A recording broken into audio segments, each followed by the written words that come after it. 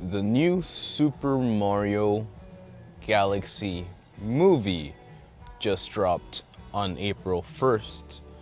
And no, that's not a joke.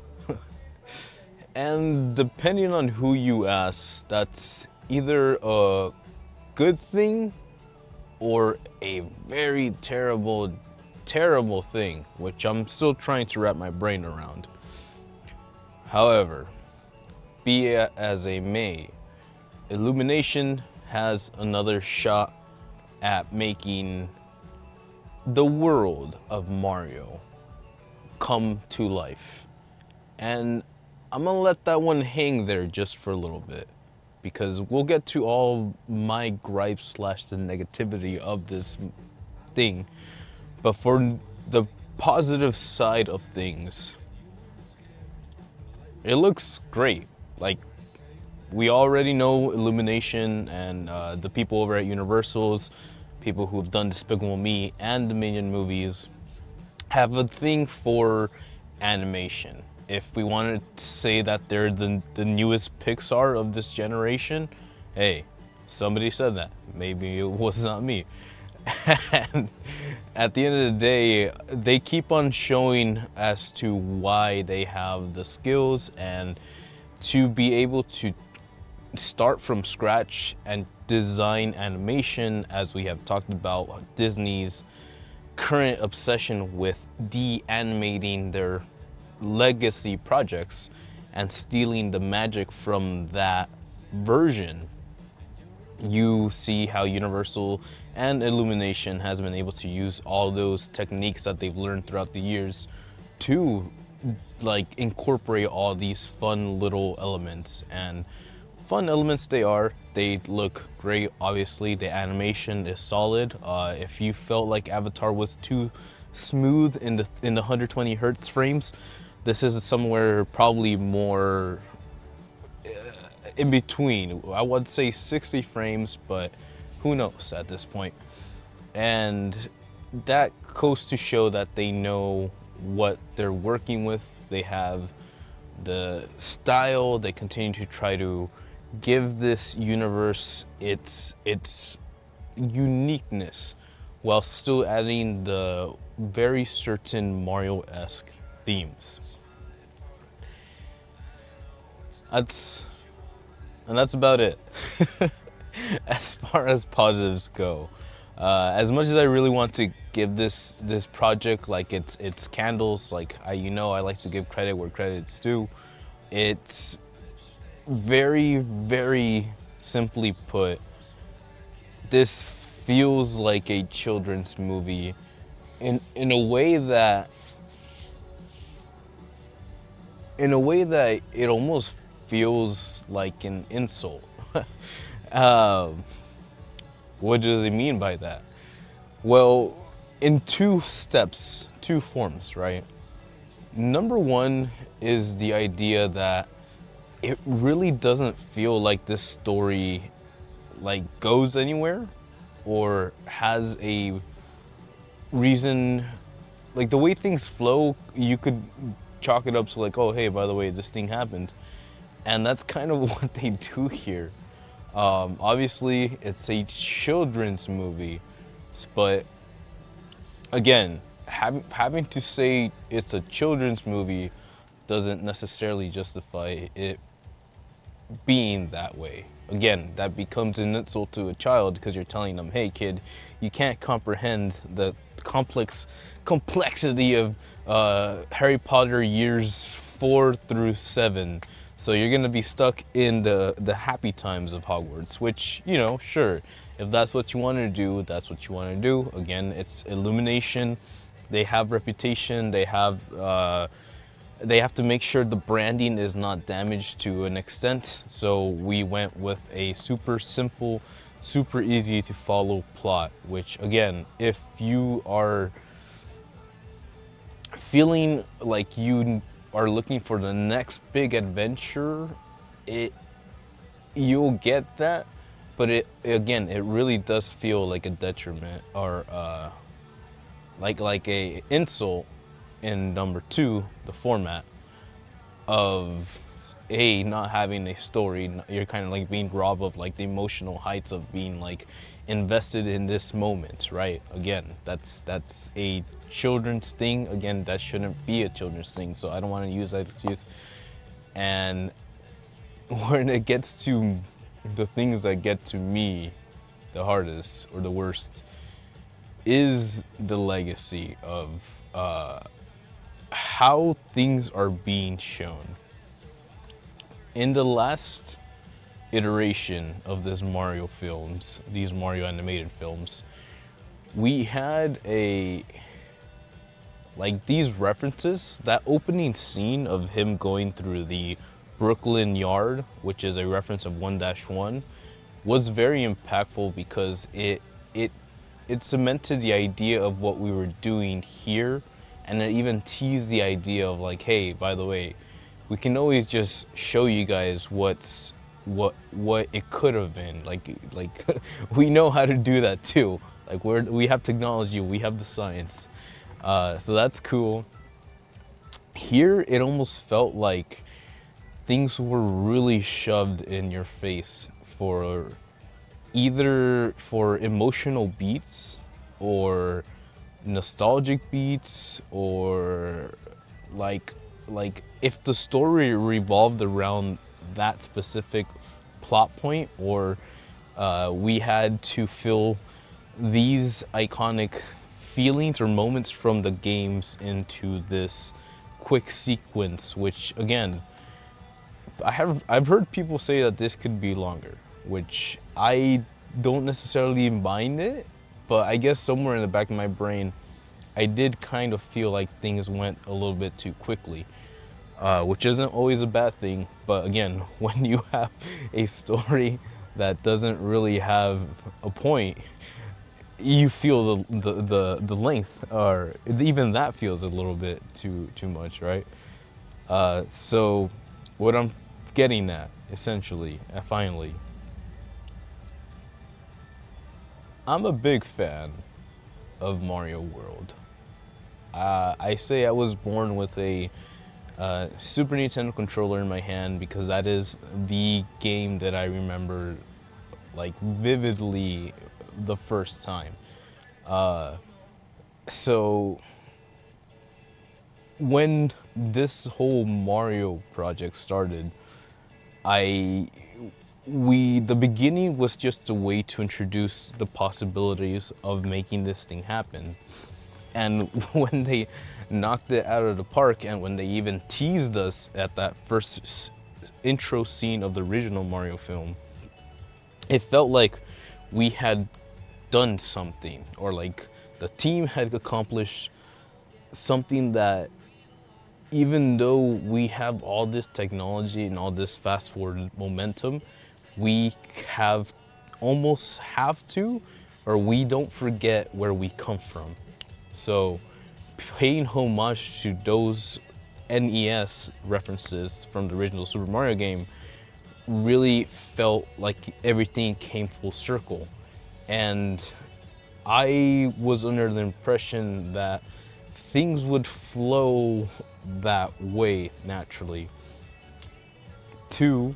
Which, to my dismay and disappointment, is the choice of Nintendo, weird Nintendo decisions of Nintendo to go from Mario Bros. Movie to Mario Galaxy movie is, we'll have to wait and see.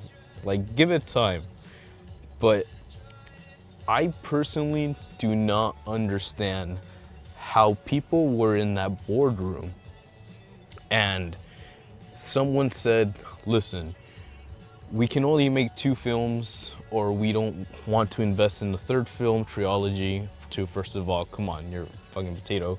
But I get it. Let's just say they said, look, we only have enough money to make 1 more film. You get 3 films, one of them is Zelda, so now you have to pick 2 Mario films or whatever. I can understand financially, market-wise, why they would go full, hey, bring in the Rosalina chick. I guess she's like the top tier waifu material. And she even has kids, and she apparently she's the one that sells at Universal's, so we have to force feed her into this movie, which I believe is where things start feeling weird, because you take this character and you first of all, you take this character and you gave her Brie Larson's voice, so you already have a power trip maniac who now has to pretend she has maternal emotions towards stars in the universe. And I guess props to her for pulling something off. I won't say she was the right choice. Honestly, ironically, in a weird potato sense universe way, I really do feel that Brie Larson belongs more as a Princess Peach voice, and Anya Taylor-Joy could have been a great Rosalina. That's kind of where my head's at with that one. So be free to let me know how you feel about that. Although I do appreciate Anya Taylor-Joy a lot more over our other friend. It's just a really interesting choice. One that like I'm glad Best Girl is in the picture, but at the same time, she really didn't need to be there in the way that kind of was a detriment to the whole universe and story, which is ironic because it's called Mario Galaxy movie. Simply put, Super Mario World just has a very solid story. Like the gameplay from point A to point B has so many switch ups in its backgrounds and in the way you have to pass through the universes, which is very Mario, obviously. But Super Mario World, I believe, was the first time you were able to feel that scope of connectivity while still going through the world and feeling that change in necessities or universes. And without getting too spoilerific about it, we do get to see a lot of different places. I'll call them places. But that still goes to the point that you could have easily taken everything that happened in this film and taken away the super galactic Enterprise universe jumping mechanic and just introduced world, which would have really fit with the greater narrative. And honestly, you could have still had Rosalina play the role that she played, albeit a bit less detailed, make her like the super serious, mysterious character that at the end is revealed to be Rosalina. And you could have had her finish this whole arc with Princess Peach. And I feel like a lunatic talking about this at this age. But, and then you could have just gone from Super Mario World to the trilogy film, which could have been Super Mario Galaxy, which, again, I don't understand what these guys were thinking. Odyssey might be the next one, but it just really feels, both in the film and in simply the way that they're planning out this universe, that someone just got too excited and said, no, we gotta go for the extreme.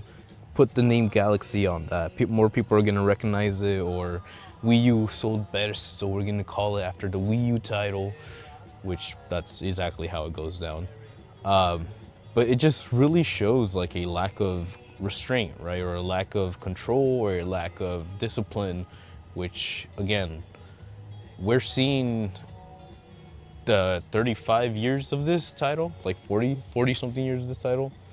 And it's like, dude, you think we'd respect it a bit more. But again, seeing the financial cog just kind of churn and until this creative process that, hey, no, we need maximum returns on our shit. So slap on Rosalina and figure out a way to make this story work, even though we probably had plans for it to be Super Mario World with the Yoshi story. Yes, Yoshi story, that Yoshi story, filled inside. Yoshi's Island could have been in there. And the part that really sold it to me is that montage of them jumping between places is highlighted with Super Mario World animations, style graphics and animations. And while Galaxy does have its token or its place here in this universe, like it has its imprint on this film, you could have done this whole film with Super Mario World themes. You could have included that super scary haunted ghost maze that everybody loves, finalized, IRL in Super Mario, whatever. And if you held your horses just a little bit, you could have had Rosalina finish up the second film and pop up in the third film with like the big galactic adventure universe, honestly. And that includes the main villain in this film. All of that could have happened if you had called this movie Super Mario World movie. Super Mario World the movie, which is probably why they didn't want to call it that. But at the same time, come on, dudes. It's gonna be interesting to see where we go from here. Obviously, there's a post-credit scene. I don't mind spoiling it, but you guys should probably go check out the film before you do. So if you haven't checked out the film, it's time to spoil it. Fox McCloud, voiced by Glenn Powell, where they went with the goofy McCloud, kind of cool. And post-credit scene is one Daisy. I don't know her last name. McPowell? Daisy. Princess Daisy is gonna be in this third film, which, again, throws this whole universe in the interesting loop because either they figure out to do something with Rosalina and all the princesses hang out for one weekend, or they figure out a new galactic universe to kind of destroy, you know what I mean?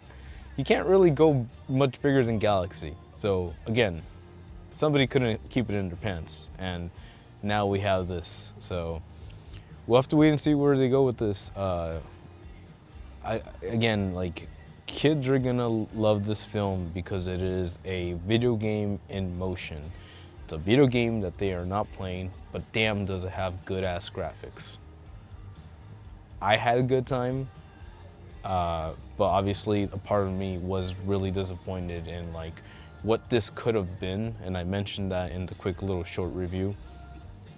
Like what this could have been in my mind / in my heart as someone who was born with this. It really feels like we like Hollywood is doing that thing again. We've hired Glenn Powell. They've hired a new A-list star actor, quote unquote. They've hired Brie Larson. You know, she's fucking asking for like a shitload of revenue on that shit. And it's like, I'm not saying that they weren't worth it per se, but if we're losing the budget on the story to go pay for these actors because we're not losing it in the animation, then maybe we just need to all chill out and like review contracts. Because again, everybody wants to be in the fucking Marvel Cinematic Universe. But look where that has gotten us now. So naturally, now that Nintendo's out here doing this movie universe, this animated universe, then you're gonna start seeing a lot of people want to be the next Iron Man. And I'm not saying that you can't be the next Iron Man. I'm not saying that Samus Aran won't be like in a 3-movie budget deal. But I'm just saying that like the wrong type of people are attracted to these projects for the wrong reasons, in my personal opinion. And you know, and hopefully, if they really do want to be part of this production and they do want to feel like they're making their childhood dream IRL, then I would really hope that people kind of come around to terms to trying to figure out what is actually important, especially if we're going to try to build a future with this franchise, to which obviously I know we want money in the future, but seriously, you need to fire your naming person or something. But that's another story for another day. For now, man, is it like a spoiler review? I don't tend to spoil things. I think you're safe, my friend. There's one spoiler for the after post-credit scene, but I'm pretty sure that's a spoiler that most people kind of want to know to see whether or not they should wait in film. So I kind of respect that side of tendency things. But hey, let me know if you checked it out. Honestly, it's not as bad as these so-called critics are saying it is. That's the whole point. That's the angle that I don't understand. Why, like, these people who basically get paid to watch this, or basically watch this movie for free because they got free movie vouchers, are now suddenly going like, "Woof, it's shit. I did not have a good time watching this." It's like, dude, relax. Like, you guys destroyed the game industry. Like, obviously the Hollywood is next, but that's a different line of things. But we'll see, honestly. Like I said, the kids are gonna love this. There's no doubt in my brain that this is gonna make what it needs to make. The question just from here comes going forward is this seriously the level of writing we're gonna get for these characters? Because don't get me wrong, they're cute, they're fun. I personally did kind of like the Princess Peach and Mario relationship. Obviously they're like playing keepsies because it's I don't know, but you can tell there's something there, and obviously it's not like the core of the story, but we'll see how it develops. You know, we'll see if they actually really dive into that, or if someone's gonna go full Spider-Man and make Mario not happy, not happy at all. But we'll see. So clearly, at the end of the day, I just feel like people had a template to make things nice and smooth and chill. Our homie ran so Mario could fly, and they still took the DCEU route. So that's where I'm at.